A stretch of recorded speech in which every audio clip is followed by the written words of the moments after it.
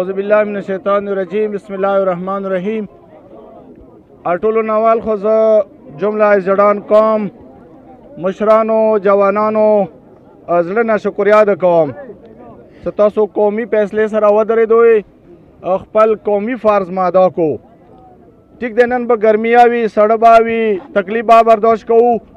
ایمو تاسو دا تکلیف، ایمو تاسو دا ګرمۍ برداشت کول، د الوږې تندې برداشت کول، دا بې دغه قوم و دغې خاورې دپاره وي. موږ یو مهذب قوم یو، الحمدلله یو تعلیم یافته قوم یو. مو نه غواړو چې کورمې کې به دم نه وي، مو نه دي غوښتي چې تا کورمې کې قتل و غارت وي. خو دا جنګونه، دا حالات یو پلانینګ په تحت مو تاسو نه مسلط شي. دا مزاحمات نن مو تاسو کوو، دا د دغې کورمې امن پاره به وي، و دغه قوم بقا دپاره وي، و دغې خاورې حفاظت دپاره به وي. انشاءالله مستحکم به ودرېږو. مو حکومت سره یا ذمهدارو مشرانو څه حده پورې مذاکرات بېګایه شوي دي، نن با کېږي.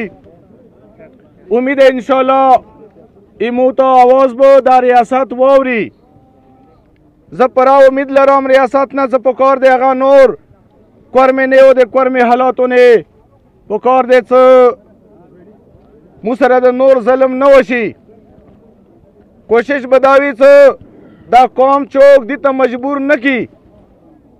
انشاءالله پوره امن طریقې سره جوانانو نه خصوصي طور باندې زه ګزارش کوم. روډ نن بند دی، هغه سرکاري خلکو پاره باندې، هغه عام پبلک پاره باندې ایمرجنسی دی، چا ایگزام دی، ډاکټر د هسپتال ته روان دی، ما ته ضرورت پاره هغه به کېږي. یا یو نیم سپین مشر دی، هغه احترام کوئ. دا یو علامتي در نه دی او علامتي احتجاج دی. او که چیرې ایمو خبرې باندې غور نه وشو، انشاءالله تاسو انتظار وسوئ، بیا به دا قوم یوه مستقله فیصله کوو. بیا به خپل حق دپاره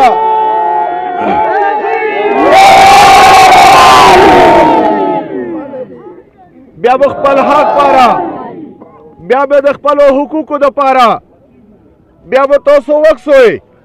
انشاءالله ذمهدار خلک څه موجوده وخت کې ټولو نه زیاته ذمهداري ما عمر دوره نه دی، څوره ما ذمهداري دی. کوشش کوم، ما ممکن کوشش کړی دی چې ما قوم اشتعال نه بچ وي. زه ممکن کوشش کوم چې مو قوم حکومت سره ریاست سره ټکراو نه بچ وي. نه دا پوره من احتجاج دی. مهذبې طریقې سره یې وکړئ، یوه قوم حیثیت سره خپل تهذیبه خلکو ته ښیو. انشاءالله حوصله لرئ، همت به کوو، کوشش به کوو. خامخا به خبره واوري، نه واورېده. قوم یو نن ټوله کورمه راوتلي دی، هر یو قوم خپل خپل ځای کې خپلې خپلې علاقې کې روډ نه ناست دی.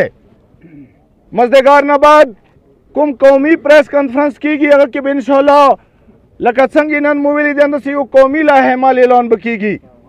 هغه باندې به ټوله کورمه لبیک یایو. هر یو مشر سپین ږیری وړوکی بچي نه واخله، سپین ږیري مشر پورې به خپل حق پر آواز اوچتوو. انشاءالله تاسو به وکسوئ بیا چې مول یاره چا باندې او څنګه یې بندوای شي.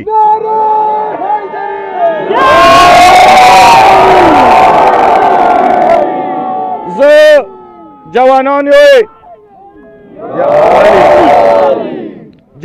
یوئ تاسو جذبې ته او همت ته سلام کوم. تاسو باندې فخر دی.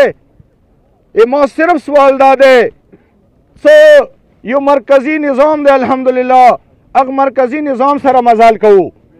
نه پرونه اهل سنت ذمهدارو مشرانو طرف نه ډېرو ذمهدارو خلکو رابطه کړې دی. څه ټولې قوم سره خبرو ته او نستي ته تیار یو. ممکنه ده انشاءالله څه یو روان ورځو کې سبا بل سبا کې مو الیزای لوړ کوروم باندې د اهل سنت ټولو قومونو سره یوه ښه خبره وشي. دینه پاته لګېږي سمان لیاره موجوده حالاتو کې اهل سنت نه دی بند.